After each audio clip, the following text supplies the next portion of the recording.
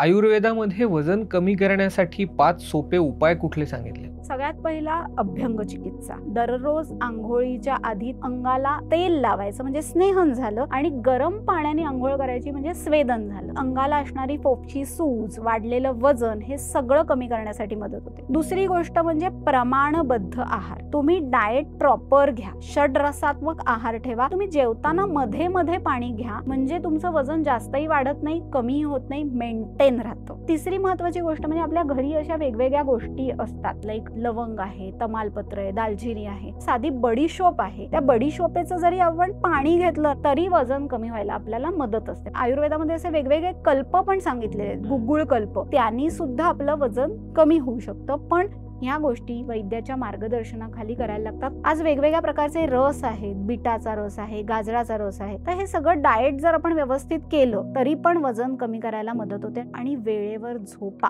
जर तुम्ही पुरेशी झोप घेत नसाल, तुम्हाला अपुरी झोप होत असेल, उशिरा झोपत असाल, हे सुद्धा लठ्ठपणाचं मुख्य कारण बनू शकतं.